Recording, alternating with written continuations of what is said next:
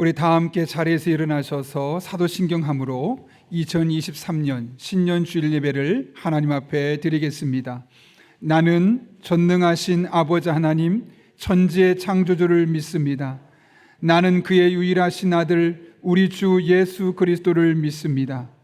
그는 성령으로 잉태되어 동정녀 마리아에게서 나시고 본디오 빌라도에게 고난을 받아 십자가에 못 박혀 죽으시고 장사된 지 사흘 만에 죽은 자 가운데서 다시 살아나셨으며 하늘에 오르시어 전능하신 아버지 하나님 우편에 앉아 계시다가 거기로부터 살아있는 자와 죽은 자를 심판하러 오십니다. 나는 성령을 믿으며 거룩한 공교회와 성도의 교제와 죄를 용서받는 것과 몸의 부활과 영생을 믿습니다. 아멘.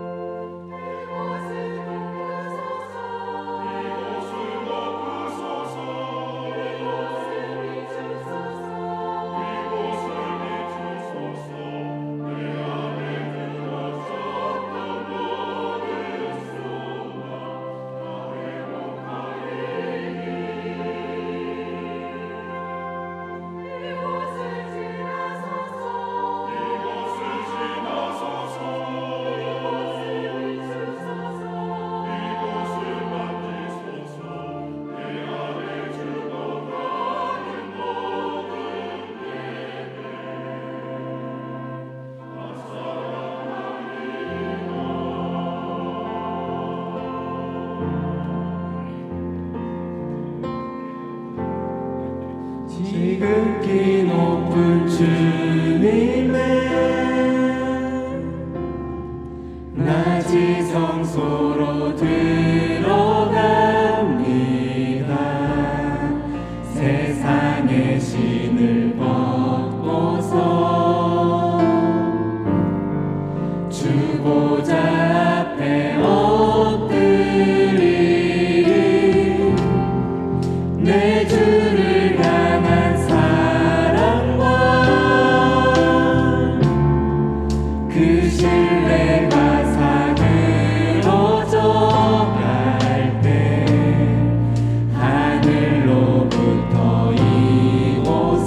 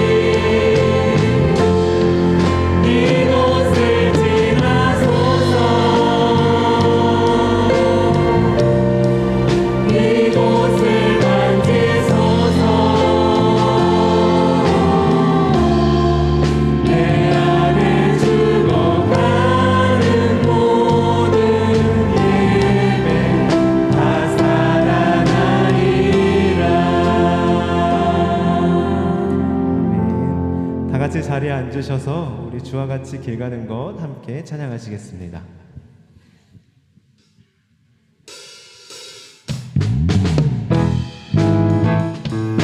주와 같이 길 가는 것은 참 즐거운 일입니다. 우리 새해에도 한 걸음 한 걸음 주님과 함께 걸어가겠습니다. 우리 믿음으로 고백하며 함께 나아가기 원합니다. 우리 함께 고백할까요? 주와 같이 길 가는 것, 주와 같이 길 가는 것 즐거운 일 아닌가. 우리 주님 걸어가신 발자취를 주와 같이 길 가는 것 즐거운 일 아닌가. 우리 주님 걸어가신 발자취를 밟겠네. 한 걸음 한 걸음 주 예수와 함께 날마다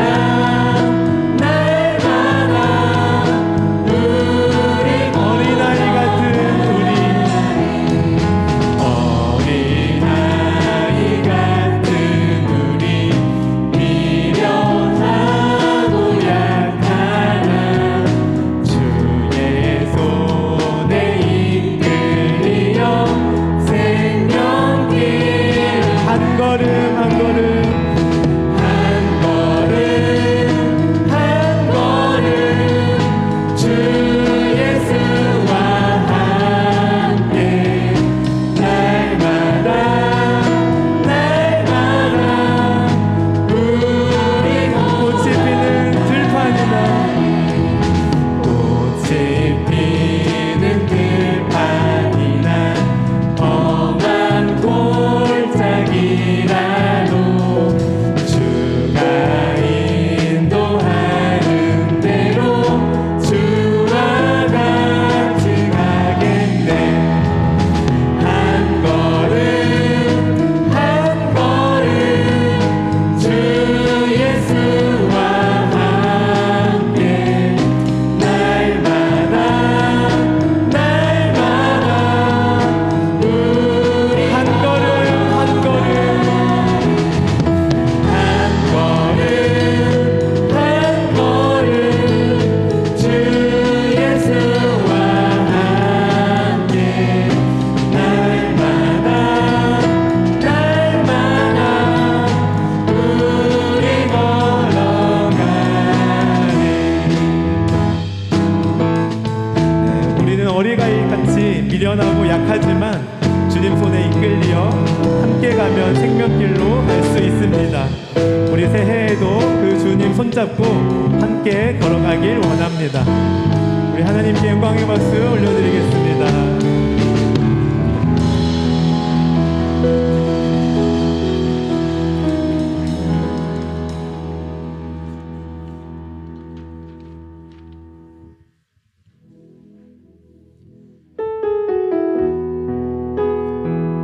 우리 새해에도 나의 힘을 의지하는 것이 아니라 하나님의 힘을 의지하겠습니다. 고백하며 나아가겠습니다.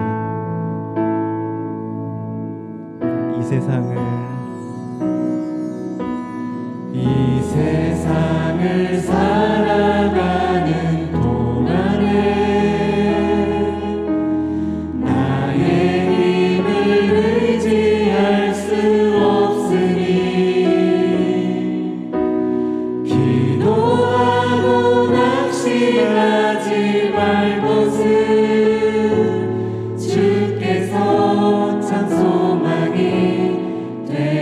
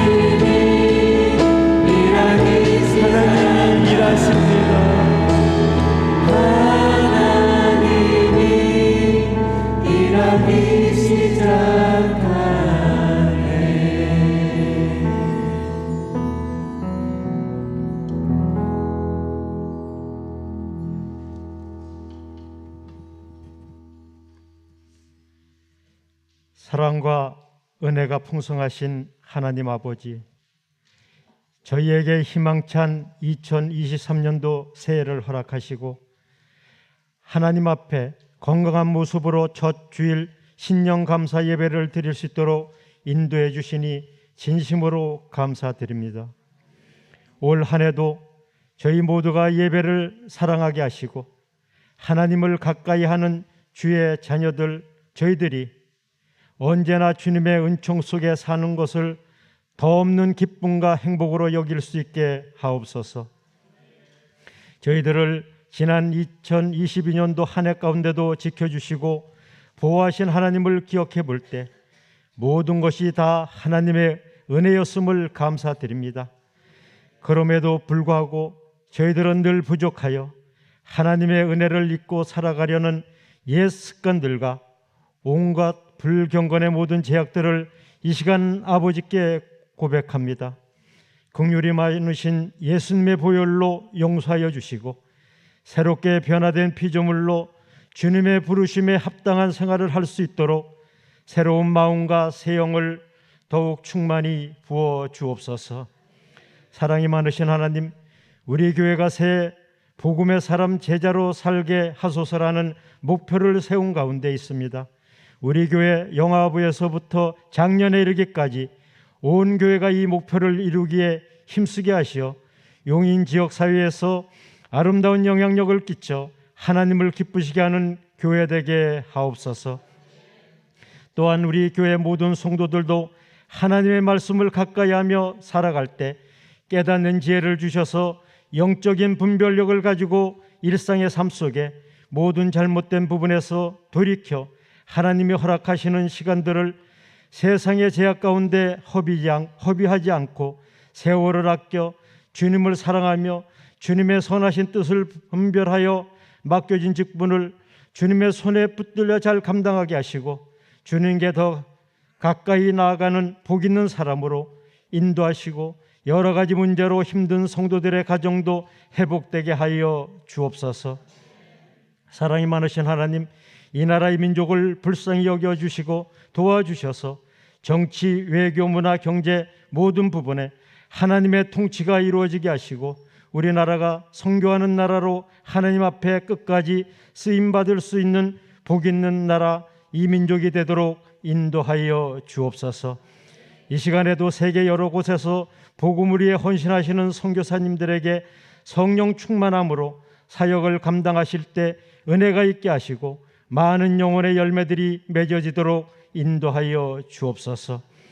지구촌 온누리에 희망찬 새해를 허락하셨지만 이 시간에도 우크라이나에서는 전쟁이 멈출 줄 모르고 희생자가 속출하는 가운데 있음을 보며 전쟁은 하나님께 속해 있다고 하셨사오니 전쟁이 속히 종결되어 우크라이나 국민들에게 참 평안이 찾아올 수 있도록 강권적으로 역사하여 주옵소서.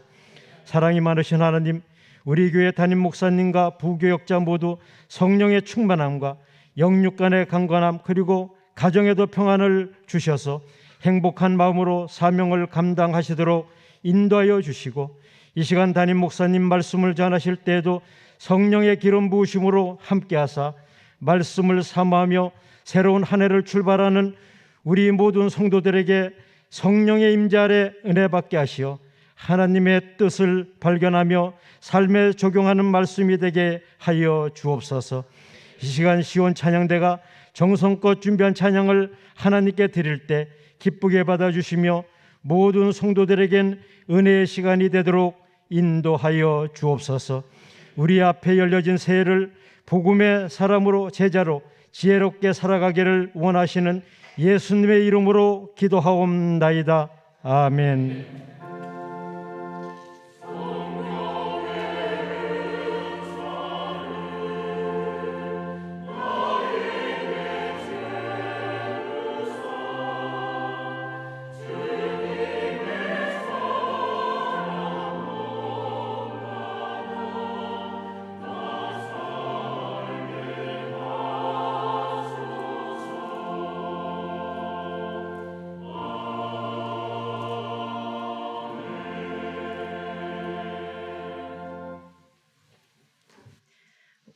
우리에게 주시는 하나님의 말씀은 사도행전 11장 22절에서 26절까지 말씀입니다.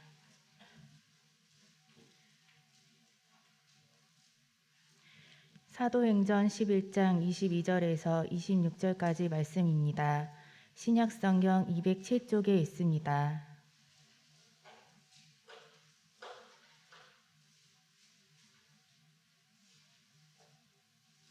하나님의 말씀을 봉독하겠습니다. 예루살렘 교회가 이 사람들의 소문을 듣고 바나바를 안디옥까지 보내니 그가 이르러 하나님이 은혜를 보고 기뻐하여 모든 사람에게 굳건한 마음으로 주와 함께 머물러 있으라 권하니 바나바는 착한 사람이요 성령과 믿음이 충만한 사람이라. 이에 큰 무리가 주께 더하여지더라. 바나바가 사울을 찾으러 다소에 가서 만남에 안도에게 데리고 와서 둘이 교회에 1년간 모여 있어 큰 무리를 가르쳤고 제자들이 안디옥에서 비로소 그리스도인이라 일컬음을 받게 되었더라. 이것은 하나님의 말씀입니다. 아멘.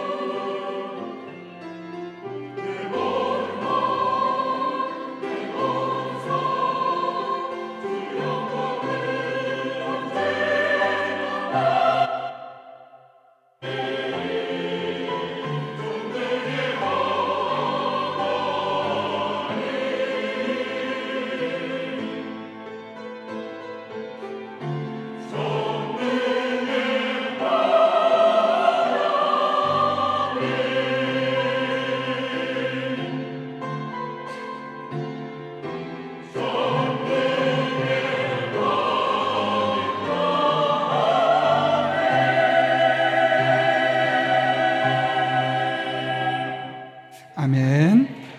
네, 감사합니다. 귀한 찬양 감사합니다. 여러분 교회 주부를 참고하실 때 여러분 앞에 교회 소식 먼저 전하겠습니다. 오늘 우리 교회를 방문하신 모든 분들 주님의 이름으로 환영합니다. 등록 원하시는 분 말씀하시면 저희가 친절하게 도와드리겠습니다. 말씀과 함께 철로 역정 계속 진행 중에 있고요. 오늘은 특별히 신년 감사 주일 예배로 드리고 있습니다. 지난 주일에 나눠드렸던 이 다짐 카드에 꼭 마음의 소원과 기도 제목 적으시고 다짐을 적어서 교회에 내주십시오. 그러면 교회에서 일단 취합해서 저희가 함께 기도 제목으로 삼고 또 이 앞에 1년 내내 보관하면서 우리가 여러분을 위해서 새벽마다 또 계속해서 하나님 앞에 기도하도록 하겠습니다. 적극적인 참여 부탁합니다. 다음 주는 제자반 졸업 예배와 오이코스 리더 헌신 예배가 있습니다. 오이코스 리더 헌신 예배 시간에는 리더와 부리더 또 모든 멤버들이 함께 참여하고 30세 이상의 재직들은 필히 참석해 주시기를 부탁드립니다. 강영 장학회에서 상반기 장학생을 추천받습니다. 회원들께서는 1월 4일까지 추천서를 사무실로 제출해 주시기를 바랍니다. 오늘 당회가 있고요. 여전대 연합회 신년 할애 모임과 동부지구의 총회가 이번 주간에 화요일과 목요일에 있습니다. 일정을 보시고 참고해 주시기를 바랍니다.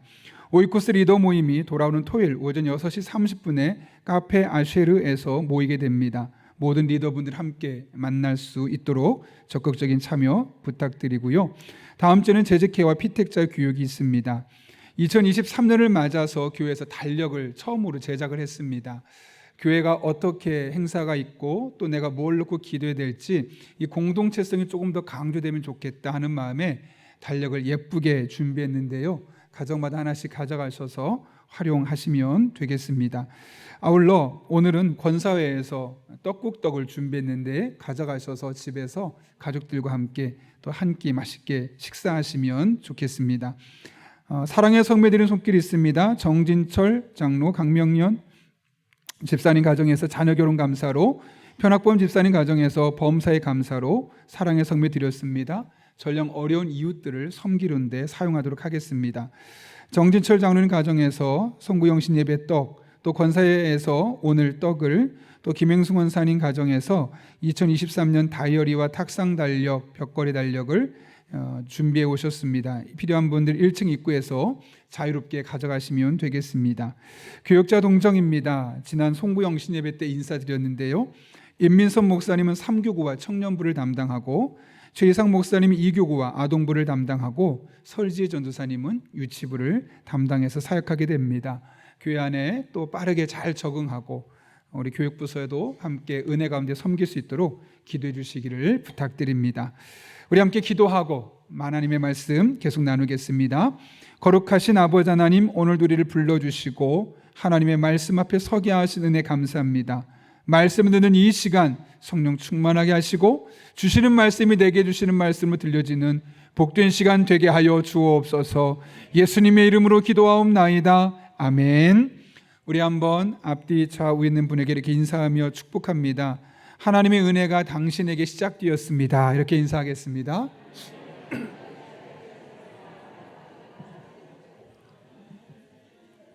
네, 시작되었습니다만 들리는 것 같아요. 그렇죠? 예. 최근에 마크 배터슨 목사의 책을 즐겨 읽고 있습니다. 저랑 같은 배씨라서 제가 좋아하고 있는데요.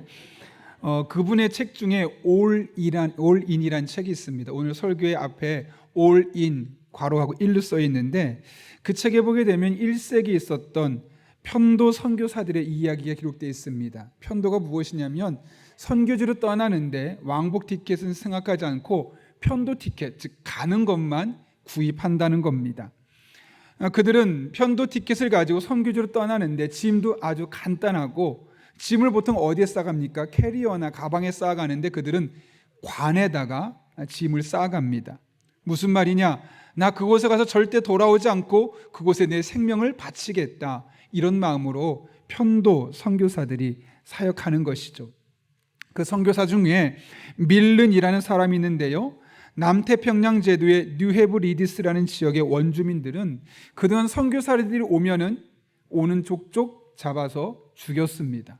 그래서 많은 선교사들이 기피하는 장소가 되었었죠. 근데 그곳에 밀른이라는 선교사가 가겠다는 겁니다. 전혀 개의치 않고 그곳으로 목숨을 향했습니다. 많은 사람이 목숨을 잃을까 두려워했지만 그는 그곳으로 나아가게 되었던 것이죠. 감사하게도 그 앞에 갔던 수많은 선교사들은 다 목숨을 잃었지만 이 선교사는 잘 정착하게 되었고 무려 35년 동안 원주민들을 사랑하며 그들에게 복음을 전할 수 있었습니다.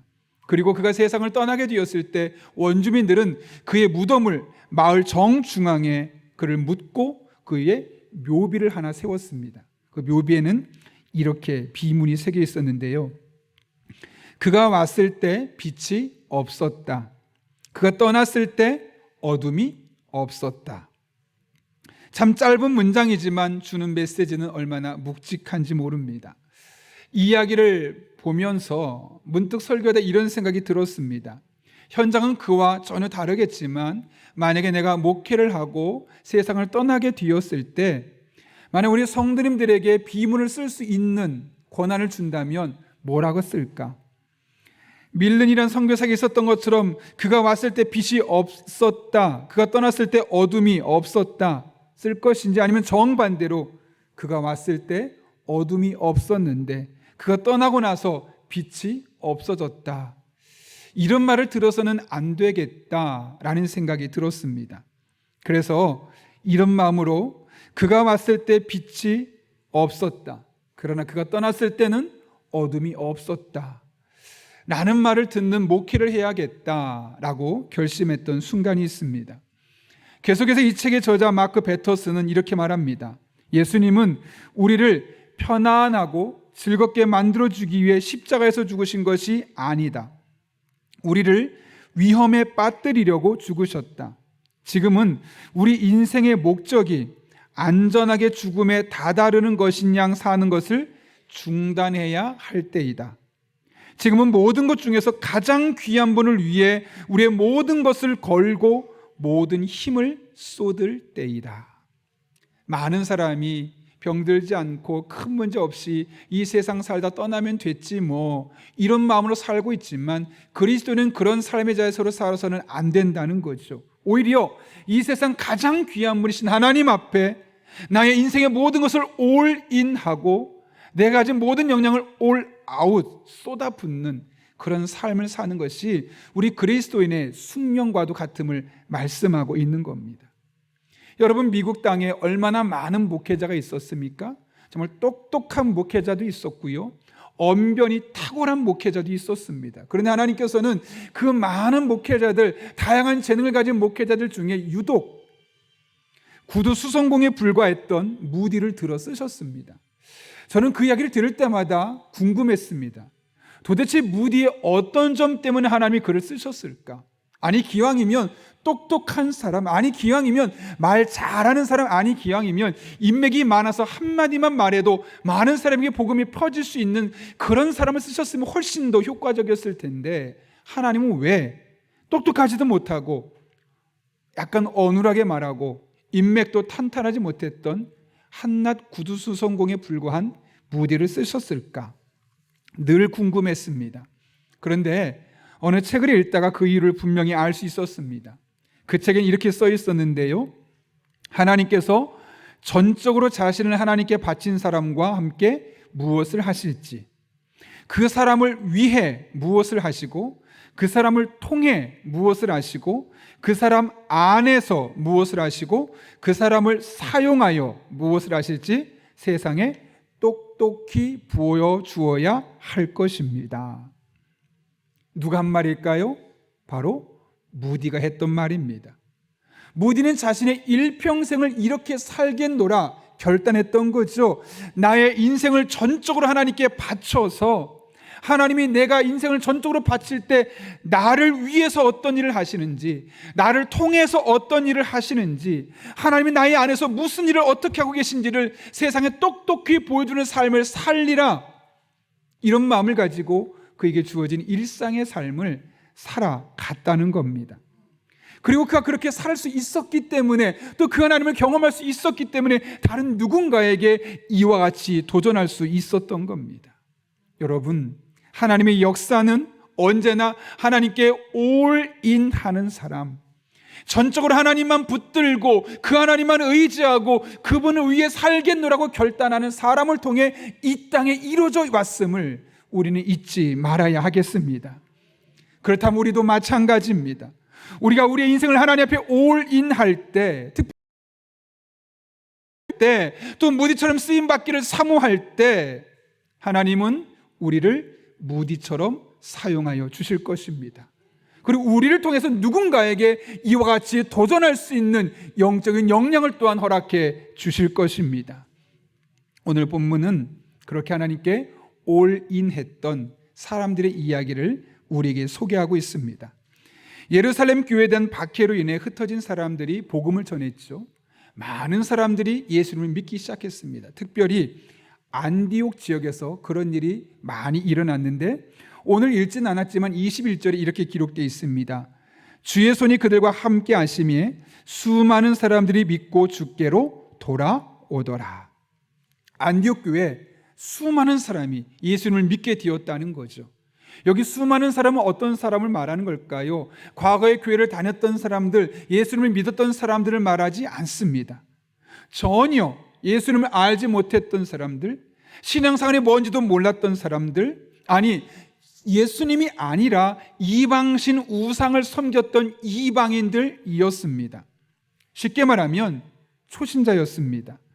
그런데 그들이 1년 만에 완벽하게 탈바꿈 맙니다. 그들에게 어떤 일이 일어났는가? 오늘 본문 26절 말씀 여러분이 한번 읽어볼까요? 시작. 둘이 교회에 1년간 모여 있어 큰 무리를 가르쳤고 제자들이 안디옥에서 비로소 그리스도인이라 일컬음을 받게 되었더라. 아멘.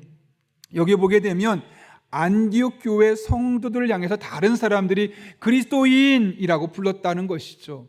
그리스도인, 헬라어로 크리스티아누스라 나누는데요, 누구누구에게 속해 있다 혹은 누구를 추종한다라는 의미를 갖고 있죠. 그래서 그리스도인이란 말은 다른 말로 하면 예수 그리스도에게 속해 있는 사람, 예수 그리스도를 따르고 예수 그리스도를 추종하는 사람, 그런 사람들이 일컬어 그리스도인이라고 이야기하고 있는 것이죠. 이 단어가 너무나 중요한 것은 그 당시에는 유대인 그리고 그 지역에 살고 있었던 현지인 이런 구분밖에 없었습니다. 그런데 이들로 말미암아 그리스도인이라는 또 다른 한 부류의 사람들이 만들어지게 되었던 것이죠. 다른 말로 하면 평상시에 그전에는 이 사람들이 그렇게 중요한 사람들이 아니었지만 이제는 한 부류로 인정할 수 있을 만큼 그 지역 사람들에게 선한 영향력을 끼치는 사람들로 존중받게 되었다는 겁니다. 놀라운 것은 이런 일이 단 1년 만에 일어났다는 것이죠. 특별히 여러분 오늘 본문을 볼 때 뭐라고 되어 있습니까? 비로소 그리스도인이라 일컬음을 받게 되었다라고 말합니다. 비로소란 말이 무엇이겠습니까? 그 전에도 예수님을 믿는 사람이 있었다는 거죠. 신앙생활하는 사람이 있었다는 거죠. 그러나 그들에게는 그리스도인이란 이름이 붙일 수 없었다는 겁니다. 여러분 교회 다닌다고 누구나 그리스도인이라는 말을 들을 수 있는 것이 아니죠.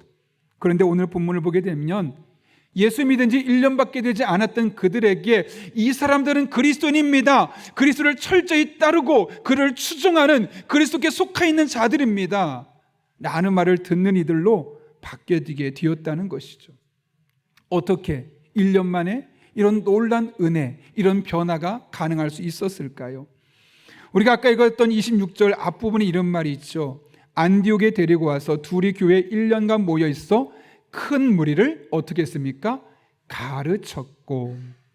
쉽게 말하면 무슨 말이겠습니까? 1년 동안 성도들을 모아서 성경을 가르치는 제자 훈련이 있었다는 거죠. 그리고 그 제자 훈련의 결과로 1년밖에 되지 않았지만 누가 봐도 저 사람들은 예수 믿는 사람이구나, 누가 봐도 저 사람은 그리스도인이구나라고 고백할 수밖에 없을 만큼 일치월장 신앙이 발전했음을 오늘 성경 우리에게 말씀하고 있는 겁니다. 여러분, 이것이 바로 하나님의 말씀이 가지고 있는 힘입니다. 하나님의 말씀은 단 1년밖에 되지 않아도 한 사람의 가치관을 바꾸고 인격을 바꾸고 한 사람의 미래를 바꾸며 그 사람이 속해 있는 공동체를 송두리째 바꾸는 이런 힘, 파괴력을 가지고 있는 것이죠. 이 사실을 누구보다 잘 알고 있었던 사도 바울은 성령의 감동으로 디모데후서 3장 16절과 17절에서 이렇게 고백했습니다. 모든 성경은 하나님의 감동으로 된 것으로 교훈과 책망과 바르게 함과 의로 교육하기에 유익하니 이는 하나님의 사람으로 온전하게 하며 모든 선한 일을 행할 능력을 갖추게 하려 함이라. 여기 보게 되면 하나님의 말씀이 갖고 있는 두 가지 힘을 말하죠. 첫 번째는 무엇입니까? 하나님의 사람이 우리를 온전하게 만들어준다는 것. 이 말은 다른 말로 하면 무엇일까요? 우리가 지금 온전하다는 걸까요? 온전하지 못하다는 걸까요? 온전하지 못하다는 것을 전제하고 있는 겁니다. 그래서 열심히 교회 다니지만 우리가 자꾸 갈등을 일으키는 것이고, 분명히 이쯤 되면 변화된 것 같은데 가정에 불화가 일어나는 것이고, 교회 안에서도 목회자와 성도 안에 이런 갈등들이 일어날 수밖에 없는 이유가 바로 여기에 있는 겁니다. 왜? 우리는 온전하지 못하거든요. 그러니까 사람은 만나면 만날수록 갈등이 일어날 수밖에 없고요, 오랜 시간을 보내면 보낼수록 서로 불편해지는 것이 원래 사람들의 모습입니다. 그런데 하나님의 말씀으로 교훈을 받고 책망을 받고 의로 교육하게 유익하게 우리에게 말씀을 우리가 붙들게 되면 온전하지 못했던 우리가 온전하게 된다고 말씀하고 있는 겁니다. 분명히 갈등이 있었는데 어느 순간 서로가 서로를 이해하고 사랑하고 부부관계가 좋아지는 겁니다. 자녀를 양육하는 게 얼마나 힘든 일인지 모릅니다. 목사인 저도 아이들에게 늘 말하지만 제가 원하는 대로 아이들이 자라주지 않습니다. 그런데 놀란 것은 하나님의 말씀을 가까이 하다 보니까 어느 순간부터 계획했습니다. 기도하기, 하나님을 의지하기, 하루에 되는 것이 아니라 수년 동안 하나님의 말씀을 가까이 하다 보니까 자기도 모르는 사이에 조금씩 변화되어 가면서 더 온전한 모습으로 바뀌어 가는 것이죠. 여러분, 이것이 하나님의 말씀이 갖고 있는 힘입니다. 그렇다면 우리는 하나님 말씀을 가까이 할 수밖에 없는 겁니다. 하나님 말씀을 가까이 하면 나의 인격은 왜곡되어 있고 나의 성품은 뭔가 삐뚤어져 있지만 그 하나님의 말씀이 나의 인격을 바꾸고 나의 성격을 개조시켜 주기 때문에 이전보다 더 나은 사람으로 내가 달라질 수 있기 때문에 그런 것이죠. 두 번째로, 우리로 하여금 모든 선한 일을 행할 능력을 갖추도록 해준다는 겁니다. 여러분, 인간은 원래 이기적인 존재고 지극히 개인주의적인 존재입니다. 그래서 우리는 다른 사람보다는 내가 항상 중심에 설 수밖에 없는 것이죠. 그런데 하나님의 말씀을 계속 읽고 그 말씀을 따라 살아가다 보면 어느덧 내가 이타적인 사람으로 바뀌어가고 있음을 보게 되는 것이죠. 특별히 여기 보십시오. 모든 선한 일을 행할 능력을 갖추게 하려 함이라. 원래는 나에게 유익이 되는 한에서만 선한 일을 했지만 이제는 다른 사람의 유익을 위해서도 내가 선한 일을 행할 수 있는 사람으로 내가 바뀌어지게 된다는 것이죠. 이것은 단순히 내가 감동적인 영상을 보았기 때문에 어려운 사람을 도와줘야지 그런 정도 수준을 말하는 것이 아닙니다. 물론 우리가 종종 TV에서 정말 어려운 가정들의 이야기를 영상으로 보고 나면 마음이 움직이죠. 좀 도와주고 싶다라는 마음이 생기죠. 그러나 거기까지가 끝입니다. 그런데 여러분, 하나님의 말씀을 자꾸 읽고 자꾸 내 삶에 적용하고 그 말씀을 붙들고 살아가다 보면 어느 순간 그냥 안타깝다 정도가 아니라 그 안타까운 이들을 위해서 내 손을 펼치고 내 마음을 열고 있는 나의 모습을 발견하게 되는 것이죠. 영상 하나로 되는 것이 아니라 하나님의 말씀이 내 인생을, 내 가치관을 송두리째 바꾸기 때문에 경험할 수 있는 하나님의 은혜입니다. 좌우의 날성강같이 예리한 이 하나님의 말씀이 우리의 심령과 골수를 쪼개어서 나를 바꾸기 때문에 감히 할 수 있는 일들입니다. 그래서 찰스 스펄전 목사님은 이런 말을 남겼습니다. 오래되어 헤어진 성경의 주인은 보통 말끔하다. 이게 무슨 말이겠습니까? 성경이 오래됐는데 깨끗한 성경이 아니라 늘 읽고 또 읽어서 해진 겁니다. 그 말은 무슨 말 하겠습니까? 성경 계속 읽어가면서 그 말씀대로 살려고 몸부림치는 사람, 어제도 오늘도 내일도 그 말씀이 나의 삶을 지배하도록 몸부림치게 되다 보면 어떻게 된다고요? 말끔한 사람, 죄의 유혹에 휘둘리지 아니하고 세상 유혹을 따라가지 아니하고 거룩하게 깔끔하게 말끔하게 살아갈 수 있음을 말씀하고 있는 것이죠. 그래서 우리가 정말 하나님의 영광을 위해 살길 원한다면, 내 남은 한평생이 하나님이 기뻐하는 삶이 되기를 원한다면, 그리고 내가 누군가에게 정말 선한 영향력을 끼치며 살기를 원한다면, 우린 절대적으로 하나님의 말씀을 가까이 할 수밖에 없습니다.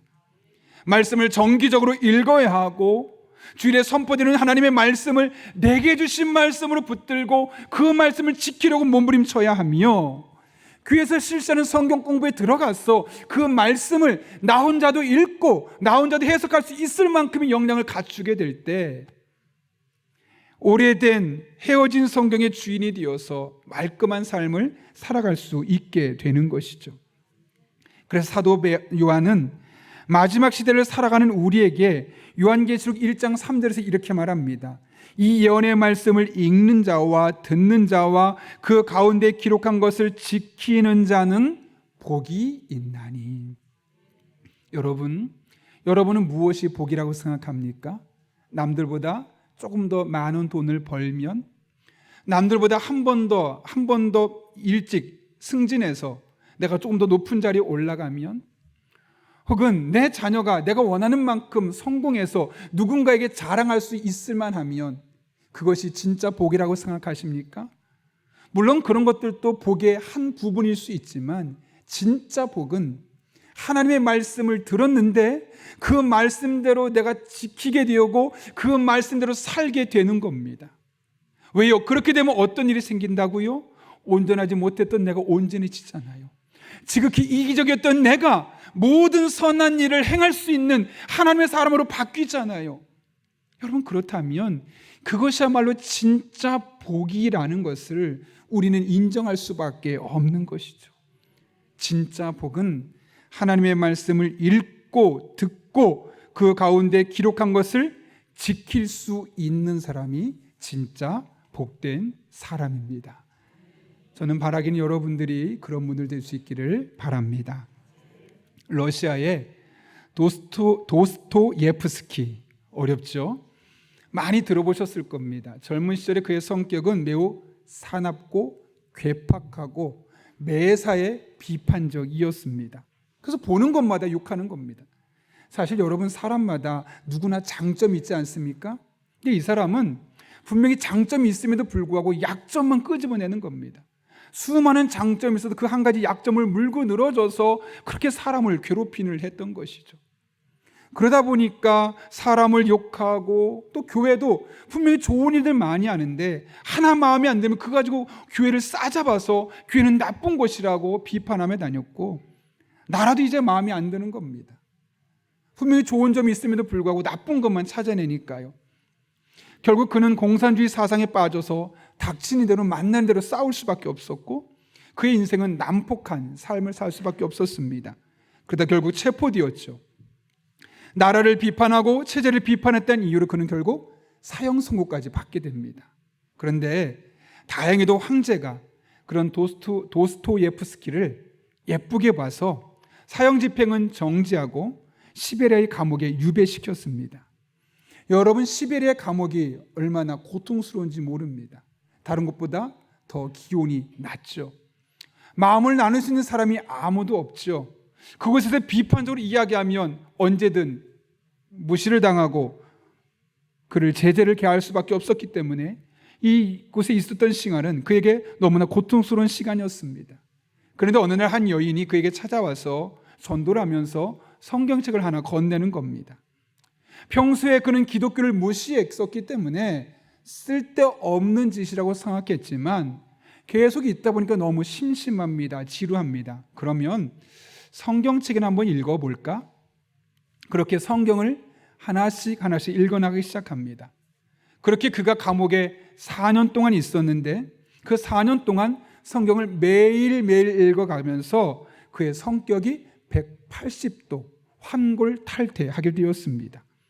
성경 말씀을 읽다 보니 하나님의 사랑이 얼마나 큰지, 얼마나 놀라운지를 알게 되었고, 성경을 읽다 보니까 예수님이 얼마나 온유하신지를 알게 되면서 나도 하나님처럼 더욱더 사랑하는 사람, 예수님처럼 온유한 마음으로 사람들을 대해야 되겠구나. 더 이상 남에게 비판하거나 욕하지 말고 살아야 되겠다 결단하게 되었던 것입니다. 아니, 우리 한 걸음 더 나아가서 내가 어떻게 하면 다른 사람을 도우며 살 수 있을까 진작에 고민하게 되고, 또 나는 앞으로 이제는 예수님 위해 살겠습니다. 예수님처럼 온유한 마음으로 남을 도우며 나의 나머지 인생을 살아가겠습니다. 이런 마음의 결단까지 하게 되었던 것이죠. 이렇게 성격이 괴팍하고 매사에 비판적이었던 도스토예프스키는 성경을 읽고 변화된 뒤에 2개의 책을 쓰게 되는데요. 그것이 우리가 잘 알고 있는 죄와 벌, 또 까라마조프가의 형제들이라는 책입니다. 성경을 읽고 하나님을 만난 후에 써졌던 이 책들은 문체가 달라졌고, 그래서 세계적인 작품으로 인정받게 되었고, 도스토예프스키 또한 새 대문으로서 널리 인정받게 되었습니다. 여러분은 어떻게 이런 일이 가능할 수 있었을까요?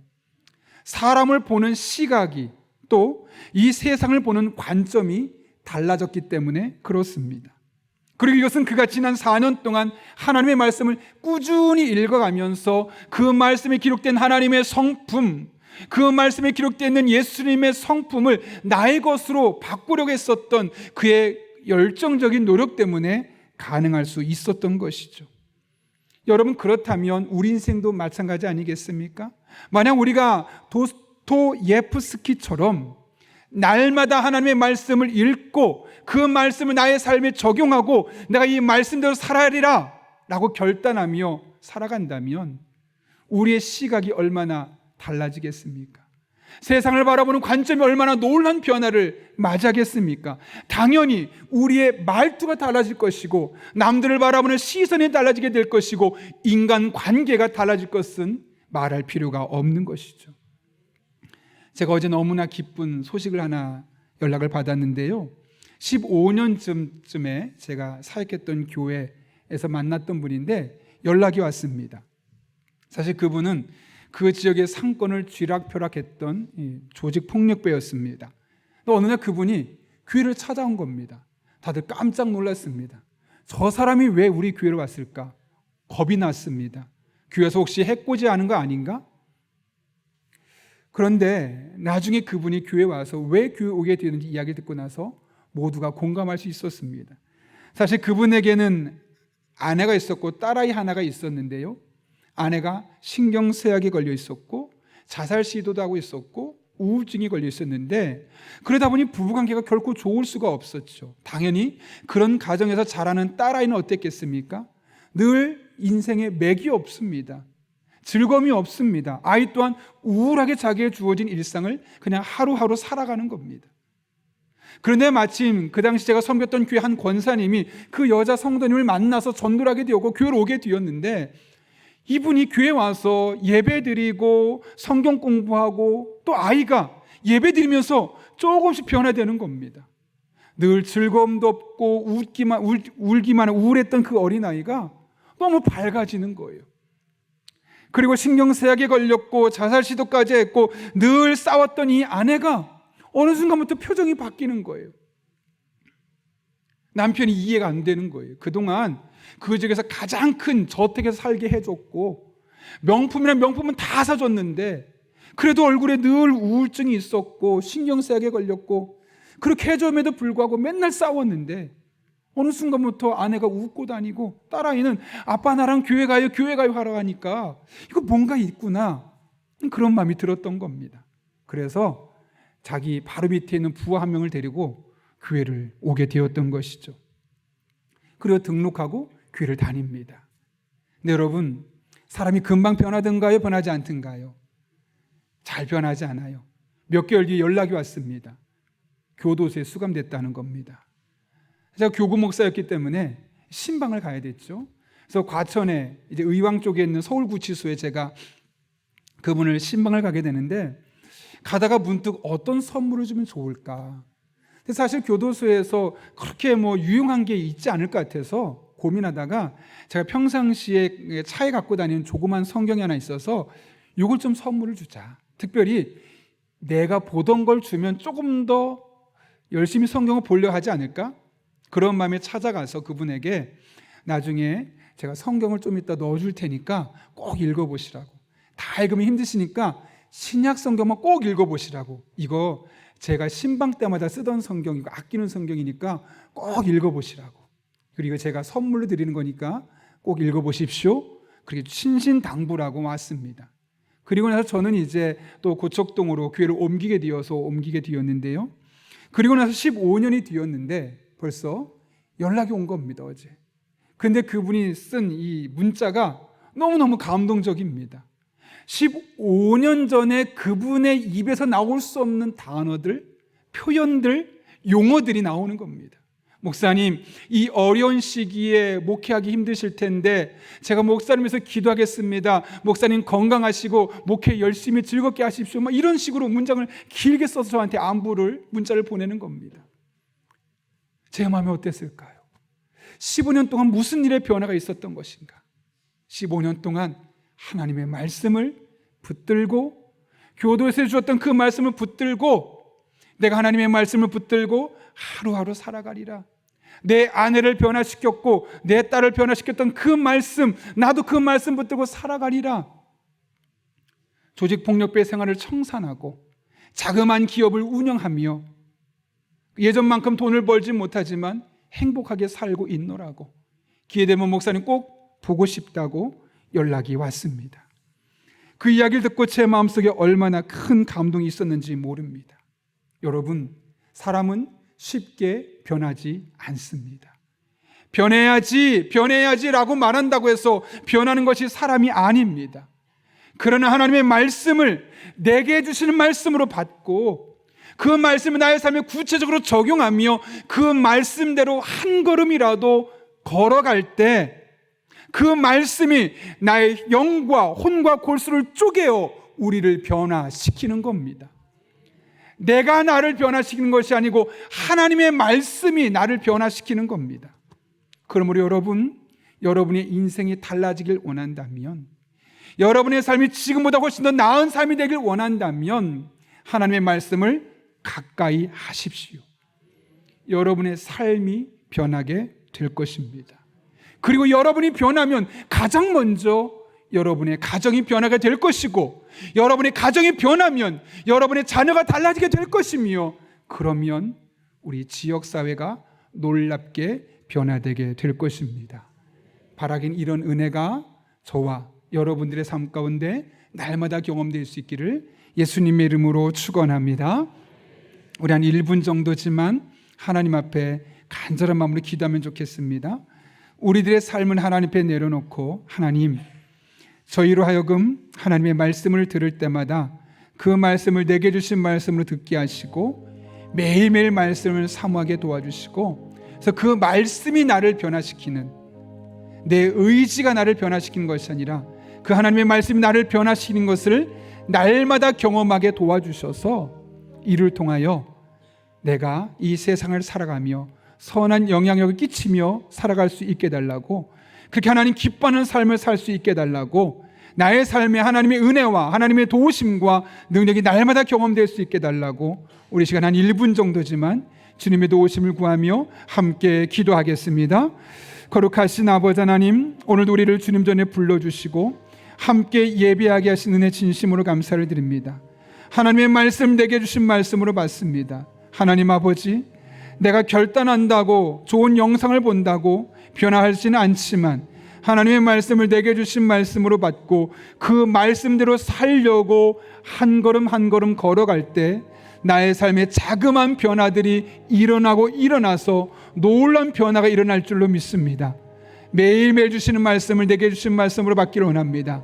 그럴 때 우리 성도님들의 삶에 놀라운 하나님의 은혜와 변화를 경험하게 도와주시옵고, 이것이 비단 우리의 삶을 변화시키는 것을 넘어서서 가정을 변화시키고 교회를 변화시키고 우리가 속한 지역사회를 놀랍게 변화시키는 원동력이 되게 하여 주옵소서. 그렇게 하나님의 말씀 앞에 서게 하시고 그렇게 하나님의 인도하심 앞에 서게 도와주셔서 하나님의 영광에 귀하게 쓰임받는 용인영락교회 모든 성도들 될 수 있도록 주님 인도하여 주옵소서. 그렇게 주님만을 바라보기를 원하고 그렇게 주님만 의지하기 원합니다. 거룩하신 아버지 하나님, 은혜와 능력으로 친히 역사하여 주옵소서.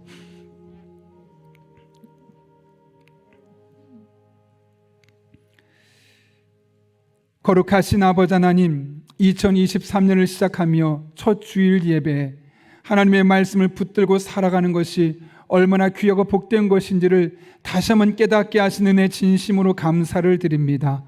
우리 용인영락교회 모든 성도님들 올 한 해 하나님께서 내게 주신 말씀으로 받고 설교 말씀을 받아들이며 매일매일 하나님의 말씀을 읽고 그 말씀대로 조금이라도 살아갈 때 그 말씀이 가장 먼저 우리를 변화시키게 하여 주시고 우리의 변화되는 모습을 통하여 가정과 교회와 이 지역사회가 놀랍게 변화되는 것을 목도하게 하여 주옵소서. 그래야 우리가 이 세상을 살아가며 예수님의 제자로서 선한 영향력을 끼칠 수 있도록 주님 은혜 베풀어 주옵소서. 예수님의 이름으로 기도하옵나이다. 아멘. 우리 이 시간 찬송가 203장 부르실 때 마지막 절에 일어서서 봉헌하겠습니다.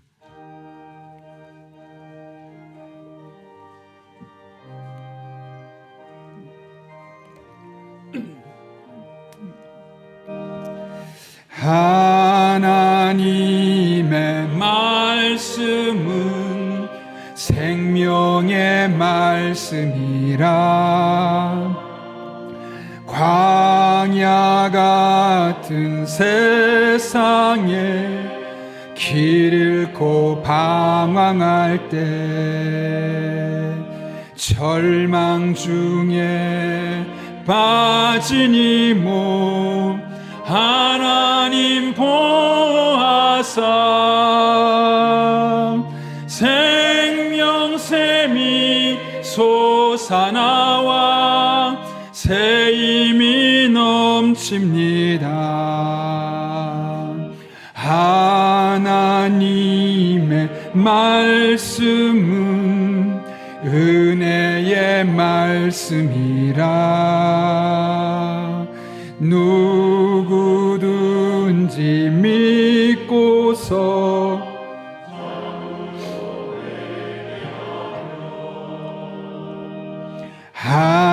하나님이 사해 주사 구원함 베푸시고 가히 없는 그 은혜로 늘 품어 주십니다. 하나님의 말씀은 진리의 말씀이라. 믿음으로 지키어 자유를 얻게 되면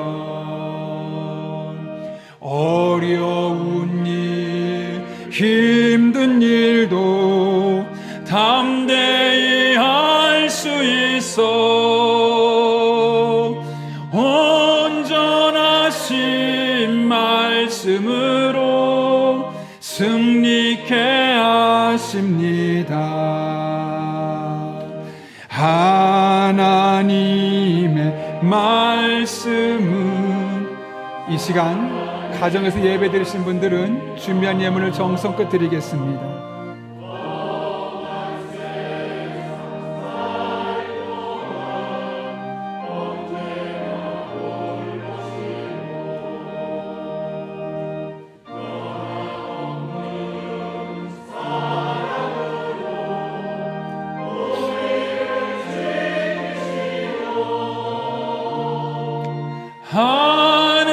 하늘나라 이르도록 인도해 주십니다.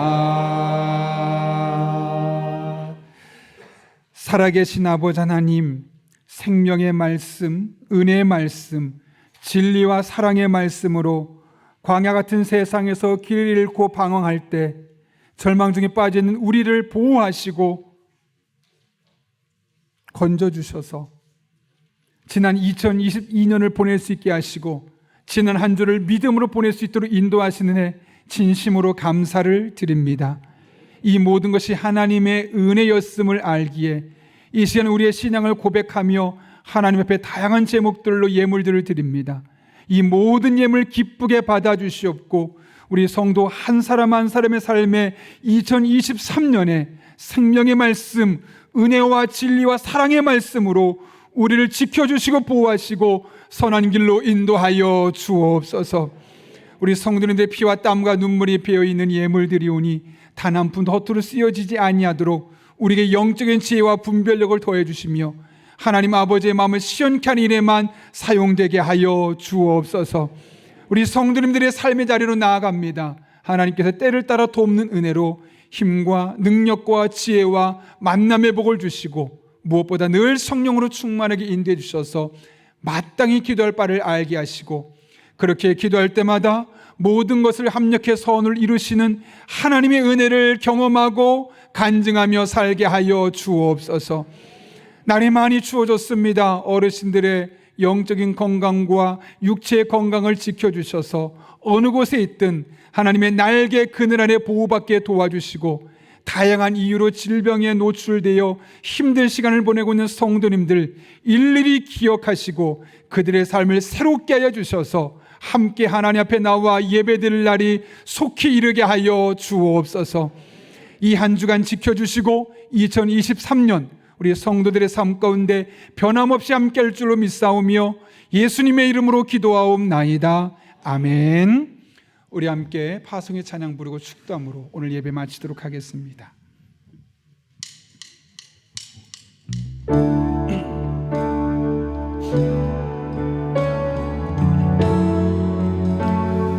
(2023년) 하나님의 은혜가 여러분 한 분 한 분에게 시작됐습니다. 사모하는 마음으로 간절한 마음으로 함께 찬양합니다. 시작됐네 우리 주님의 능력이 나의 삶을 다스리고 새롭게 하네. 영적으로 자유하십시오. 아멘. 죄와 사망으로부터 나의 삶은 변하오나 충만하네.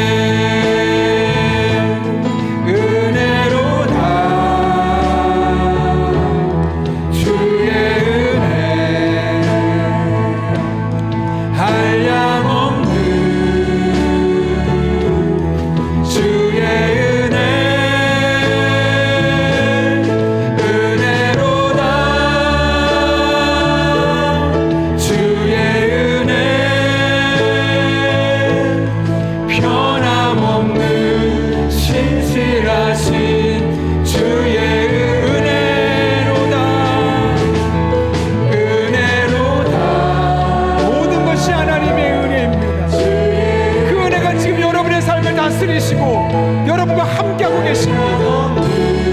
믿음으로 고백하고 선포하십시오. 아멘. 은혜로다 주의 은혜 변함없는 신실하신 주의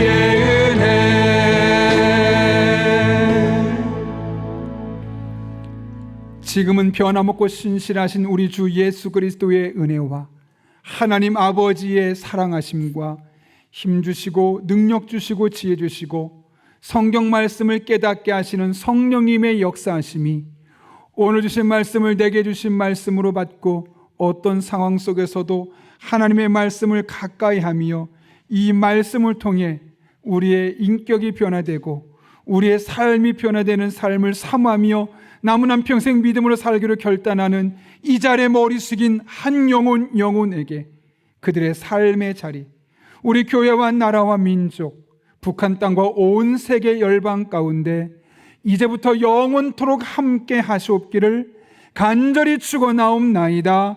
아멘.